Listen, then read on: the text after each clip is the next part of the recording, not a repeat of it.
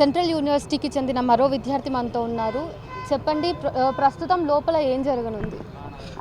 ఇవాళ students union elected students union ఏదైతే ఉందో అది క్లాసులు బాయ్కాట్ చేయించాలన్న ఒక ఆలోచనలో ఉంది. ఎందుకంటే ఈ సమస్య అంతా యూనివర్సిటీ కాబట్టి విద్యార్థులకు అంతా వచ్చి అడ్మినిస్ట్రేషన్తో పోరాడాలి. ఇన్సైడ్ అడ్మినిస్ట్రేషన్తో పోరాటం, అవుట్ సైడ్ నుంచి గవర్నమెంట్ ప్రభుత్వం మీద ప్రెజరైజ్ చేయించాలన్న ఒక ఆలోచనతో ఇప్పుడు విద్యార్థి సంఘం ఉంది. ప్లాన్ ఆఫ్ యాక్షన్ ఇదే. ఎందుకంటే రెండు వైపుల నుంచి మనం వ్యూహాన్ని రచించినప్పుడు ఏదో ఒక దగ్గర అయితే మనం సాధించగలుగుతాం. మనం అనుకున్నది ఈ నేల మాది కాబట్టి ఆ జంతుజాలాలు కానీ ఆ జింకలు కానీ ఆ నేలంతా మాది కాబట్టి ఈ పోరాటం అంతా మీరు చూస్తూ ఉండొచ్చు. ఈ పోలీసులు ఎట్లా ముట్టడించారు క్యాంపస్ ఆవరణాన్ని. సో ఇప్పుడు గ్యాదరింగ్ ఉంది అడ్మినిస్ట్రేషన్ ముందు.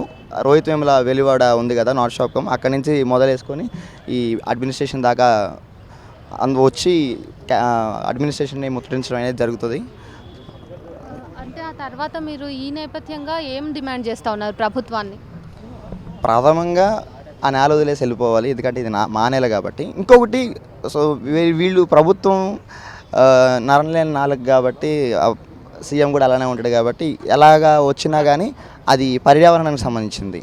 మీరు ఎక్కడే ఉండొచ్చు, ఇక్కడ గబ్బిలాలు ఉన్నాయి, అక్కడ నెమళ్ళు ఉన్నాయి, మీరు వీడియోలో చూసే ఉండొచ్చు, సోషల్ మీడియాలో సర్క్యులేట్ అయ్యి చూస్తూ ఉండొచ్చు. జింకలు కానీ నెమళ్ళు కానీ పందులు కానీ ఇవన్నీ ఉన్నాయి క్యాంపస్లో. ఇవన్నీ లేడు అని చెప్పేసి అంటున్న ముఖ్యమంత్రిని ఏమనాలో నాకు నోట మాట కాదు, సిగ్గు అనిపిస్తుంది ఆయన గురించి మాట్లాడడానికి. సో అవన్నీ మేము రక్షించుకోవాలి కాబట్టి పర్యావరణాన్ని నిమిత్తం, విద్యా నిమిత్తం మేము ఆ నేల మాకు ఇవ్వాలన్న ఒక ఆలోచనతో డిమాండ్ చేయడం జరుగుతుంది. ఇది ప్రైవేట్ వ్యక్తులకు సంబంధించినటువంటి నేల, ఇది యూనివర్సిటీ భూమి కాదు అని అంటున్నారు కదా ప్రభుత్వం నుంచి. అలా ఏం కాదు. ఆ చరిత్ర చూసుకుంటే వాళ్ళే ఒకప్పుడు ఈ నేల కోసం పోరాడింది కాంగ్రెస్ ప్రభుత్వమే. మళ్ళీ ఇప్పుడు జిత్తులు మారి వేషాలు వేసి ఇది ప్రైవేట్ అని ప్రభుత్వం అని చెప్పేసి నరలేని నాలుకలాగా మాట్లాడుతున్నాడు. గుడ్డెద్దు చేలో పడ్డట్టు చేసే ప్రభుత్వం కదా. సో నేలైతే మాది, అందుకే మేము పోరాడుతుంది. హెచ్సి విద్యార్థులు పోరాడుతుంది. అందుకు క్లాసులు బైకౌట్ చేసుకొని రావాల్సినంత అవసరం ఎందుకు వచ్చింది అంటే తల్లిరొమ్మి మీద పడబట్టే, కాబట్టే పోరాడుతున్నాం, గెలుస్తాం. లోపల నిర్బంధం ఎట్లా ఉంది? పోలీసులు చాలా పెద్ద ఎత్తున కనిపిస్తూ ఉన్నారు కదా, మరి పోలీసులు యూనివర్సిటీ లోపలికి చొచ్చుకురావడం అనేది నిజంగానే లీగల్ అంశమేనా? అది లేదు, ఇది ఇల్లీగల్. మీడియా కానీ, అంటే sorry to say this, media కానీ పోలీసులు కానీ వీసీ అనుమతి ఉండాలి లోపలికి రావడానికి. లేదు అంటే మీకు 2019 CA ప్రొటెస్ట్ చేసినప్పుడు జామియా ఇస్లామియాలో పోలీసులు లోపలికి చొచ్చుకొచ్చి విద్యార్థుల్ని అటాక్ చేయడం, కొట్లాటం, దాదాపు 1000 నుంచి 2000 మంది విద్యార్థులు గాయపడటం అయింది. ఇద్దరికి బుల్లెట్లు తగిలాయి. సో అలాంటి సిచ్యువేషన్ క్రియేట్ చేద్దామని కాంగ్రెస్ ప్రభుత్వం అనుకుంటే జరగనీయడానికి ఛాన్స్ లేదు. ఎందుకంటే మేము చాలా శాంతియుతంగా ప్రొటెస్ట్ చేస్తున్నాం. నేల మాది కాబట్టే కదా చేసేది అది. అయితే మీ విద్యార్థుల మీద కేసులు బనాయించారు కదా, ఆ విద్యార్థులు ఇప్పుడు ఎక్కడ ఉన్నారు? వాళ్ళు రిలీజ్ అయ్యారా? అది ఆచూకీ లేదు యాక్చువల్గా. ఇంకా వచ్చారా లేదు అనేది మా వాళ్ళు ఇంకా బెయిల్ చేసుకురావాలన్న ఆలోచనతో రాత్రి నుంచి పోస్టర్లు, అంటే బెయిల్కి కావాల్సిన మనీ కూడా ఏర్పాటు చేయడం అనేది జరుగుతూ ఉంది క్యాంపస్ లోపల స్టూడెంట్స్ దాతృత్వం మీద. సో ఇవాళ మా వాళ్ళంతా కొంతమంది లోపల ఉద్యమం చేస్తుంటే కొంతమంది పోలీస్ స్టేషన్కి వెళ్ళి ఆ బెయిల్ తీసుకురావడం అనే పరిస్థితుల్లో ఉన్నారు.